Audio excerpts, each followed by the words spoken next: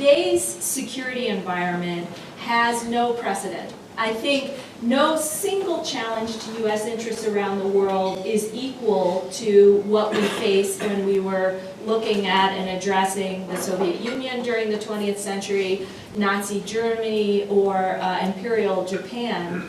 But I would argue that the sheer volume and complexity of the challenges and the threats that the United States faces today and all of their interrelationships are at least as daunting as what we faced in the 20th century, if not more so.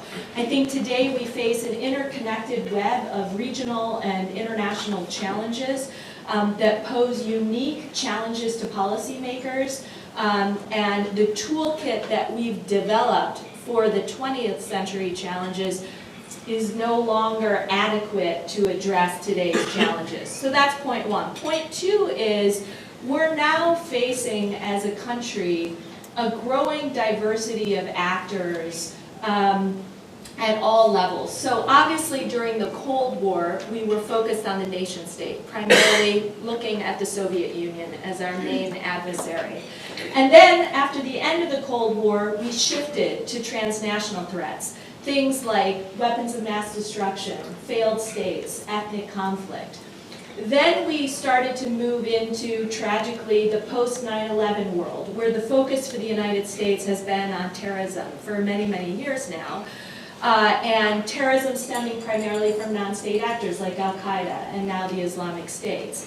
Today, we continue to face all of the transnational threats that we talked about in the 1990s, WMD, failed states, ethnic conflict.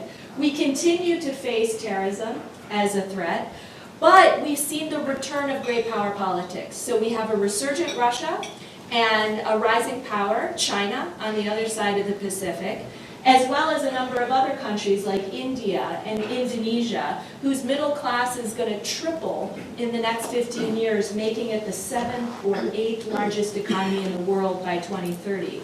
Now, not all of these emerging powers that I'm talking about are going to directly impact U.S. interests, or we shouldn't assume we'll necessarily view them as adversaries, but I do think that these countries are working in many cases to revise regional and global structures and orders in ways that directly impact U.S. interests and can make our share of global power diminish ever so slightly.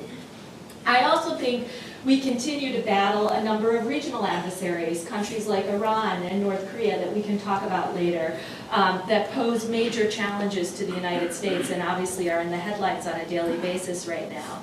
So this mix and match of, it's like three-dimensional chess of the great powers, the emerging powers, the resurgent powers, the transnational threats, and the terrorism as a core national security challenge, plus these rogue nations, whatever you want to call them, regional adversaries, it really creates an incredibly complex set of actors which the U.S. government and all of our national security professionals have to respond to, as well as working with our transatlantic partners on a regular basis.